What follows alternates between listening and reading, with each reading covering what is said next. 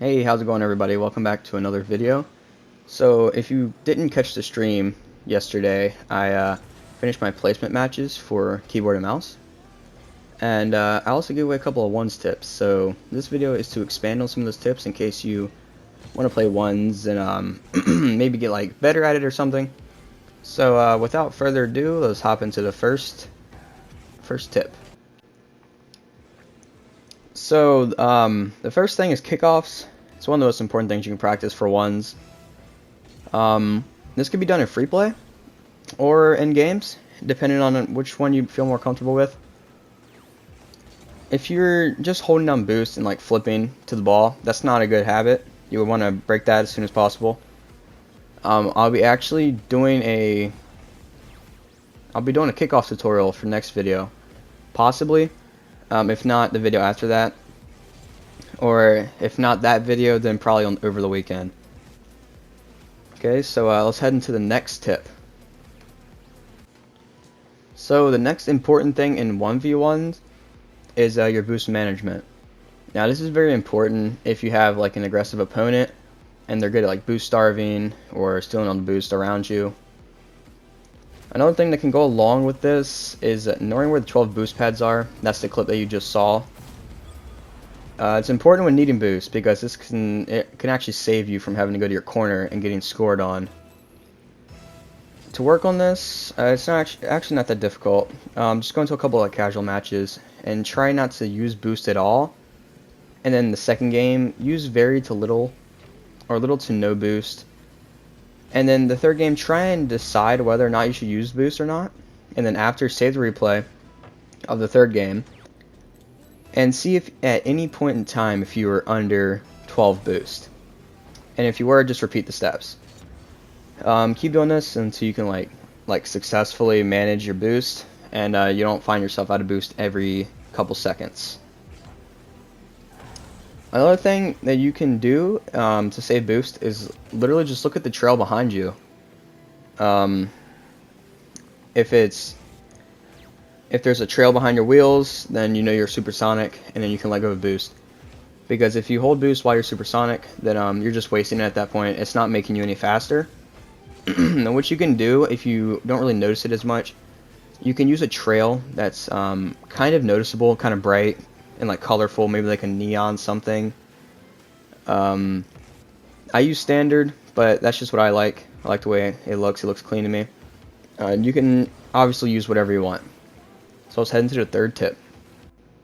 So the next thing is a very small thing that a lot of people actually overlook, and this would be good if you're like constantly losing games and you're not sure like what you're doing wrong,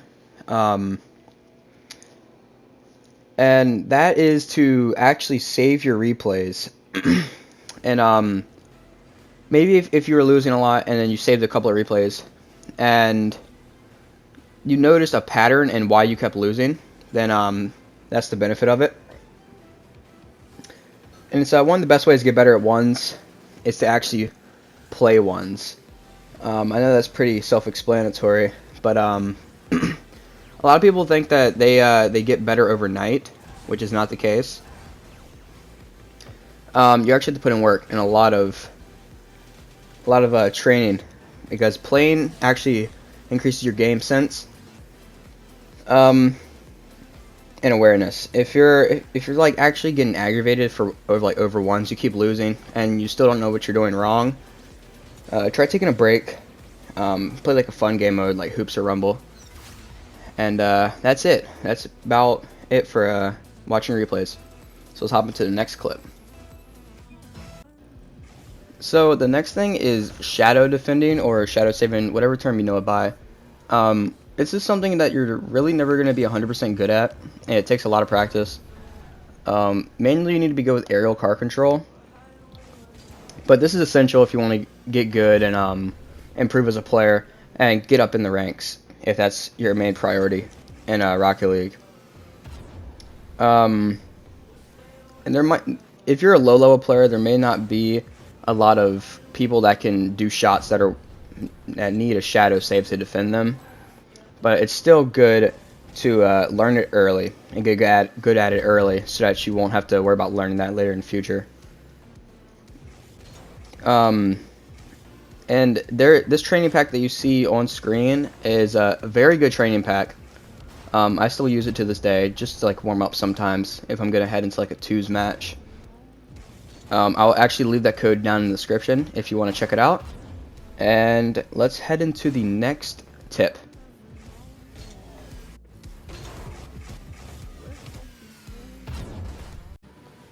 The next thing you can actually do is called a fake challenge.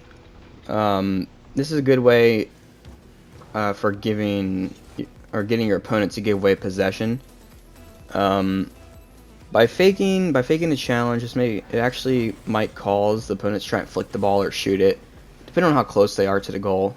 The reason this works is because it causes them to panic when when you're actually coming to the ball, because they think you're gonna hit it over them, and so they panic and flick or flip, whatever. If you're gonna fake challenge, don't wait to do it to the last second, because it could result in a goal if you're too close. And don't do it like consistently. Like don't do it like every second. Because if you do it repeatedly, then they're gonna catch on, and obviously they're not gonna fall for it. So the next tip is to never sit in net. As you can see in the clip, it's very easy to get scored on if you do this, because it becomes unpredictable what your opponent's gonna do. If you're sitting still, they can do a variety of shots that it's going to be hard for you to reach. It would be different if you didn't have like momentum. If you had momentum, you're shadowing and they flicked it, it'd be a lot easier to save than if you're standing still. I see a lot of people doing this in the lower ranks, so I just want to make it clear that it's not a good thing to do. A lot of people like to just wait in net, wait for the shot. So go ahead and change up the habit if you do that a lot. The problem with this is it creates a big issue. You're giving them way too much space to actually set up a shot and do what they want to do. If they have a shot in mind and you give them time to set it up, it's going to be 10 times harder to actually save it. This can either be like a flick or a ground shot. Both of them are both difficult to save if you're sitting in net, so I just recommend either shadowing or being in motion when the shots happen. Or if you're gonna sit back in net, rotate the back post and sit kind of like diagonal, not really diagonal, but like sideways in front of the goal, not directly facing your opponent.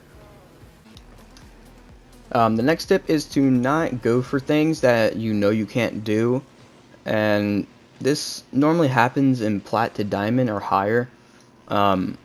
Those players normally like watch RLCS or other YouTubers, and they see that they're doing all these crazy like freestyling shots, so they try and do it, and it ends up leading to a goal. If you're not really training to be a freestyler or trying to freestyle, I wouldn't really recommend going for shots like this, because it's just going to lead to an open net. You're going to be stuck in the air with like zero boost.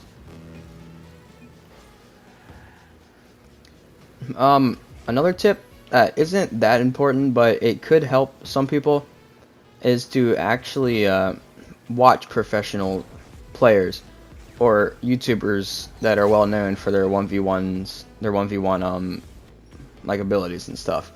A good example is like Scrubkilla or like Flakes or somebody. I'm not sure if Flakes has a channel. I know Scrubkilla does. The next tip is to actually recognize how your opponent plays. And this is important because it gives you the advantage in the match, even if it doesn't really seem like it. If your opponent's aggressive, then you know they might try to demo bump or like boost starve, etc. It may tell you that you can't really take your time with the ball. If you know how your opponent plays and you recognize this, you know they're aggressive, then you know you can't really take your time. So you're gonna have to play aggressive as well, or play passively defensive. So unfortunately, the editing software that I do use doesn't doesn't allow me to go over like 5 to 6 commentary clips, so these last 2 tips are gonna have to be live. Unfortunately, but it's all good. Still getting the information out there. The only bad thing about doing it live is I can't really. I'm gonna have to do it on the spot, and they might not be in as depth as you would want them. And I might try hard on this person without even recognizing. This is actually the account I use for keyboard and mouse. So to get into the next clip, is to ask people that are way better than you to 1v1, or if you can play with them. Now,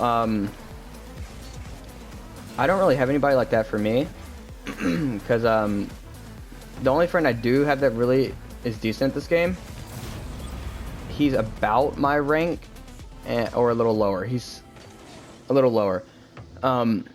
So we do 1v1 sometimes, but I'm talking about somebody that's like tremendously better than you, like maybe 2 or 3 entire like ranks. If you 1v1 somebody that's around your skill level, it'll still be good for you, but it's not going to be as beneficial. Just playing with somebody that's a way higher rank than you can basically help you a lot, is what I'm trying to say. The next tip, and this is probably one of the most important ones. I see a lot of people actually getting mad over this, and that's not to care about your rank. What I'm trying to say is that your rank doesn't really mean that's what your skill level is. If you're playing with somebody in 2s or doubles, and you feel like your teammate shouldn't be at the rank they're at, they're maybe like, let's just say they're gold 3, and they're not really playing as well. That could be another example of rank not really meaning anything. In my opinion, if you focus on skill and just ignore the rank part but still play ranked, then it'll benefit you a lot. Because if you worry about skill, then the rank will come naturally. That's basically all the tips. Another thing, people, if you're playing with people or you have friends that are just super toxic about like losing games, then they're probably not good to play with. Because I've actually had people in the past, they've actually queue up after a game, and we end up losing like 2 or 3 games in a row, which I don't know why that happens. But literally, they end up unfriending me and blocking me for some odd reason. And don't be like that, because like I said before, rank doesn't really mean anything. I tell people that, and I ask them before we start playing if they're gonna get mad if we lose, or if they're gonna get all upset if they lose their rank, and they tell me no, but when in reality they actually do care. So yeah, it's not the most important thing. In my opinion, skill's more important, but that's personal preference. I do care about rank sometimes. If I'm super close to getting to the next one, like I was Diamond 3, Division 2, I think, and I was super close to getting, well, not really super close, but I was as close as I have ever been to getting champion, which is really the thing I'm grinding for right now. It's what I really want to be at by hopefully the end of this year, 2020. It shouldn't take that long, but if it does, then that's fine. The main thing I'm trying to get across is don't care about your rank. It's gonna come later. If you don't walk away with anything from this video, walk away with this. Play ones. If you want to get good at ones, play ones. Work on kickoffs, and don't care if you lose. And that's basically all you need. And if you are losing a lot, again, watch your replays. Very important. So yeah, that's basically all I have to say. And hopefully these tips helped you out, and if they did, hit the bell, because I should have some more tutorials coming out of how you can actually improve your gameplay in Rocket League. And I do stream on Mondays and Fridays, so you can come hang out 1v1 if you want to. Or you can ask, and I can give you one-on-one tips, and I can invite you to my game, get you in like a private match, and help you directly if that's what you think you need. So anyway, I hope you guys enjoyed, and I'll see you in the next video. See ya.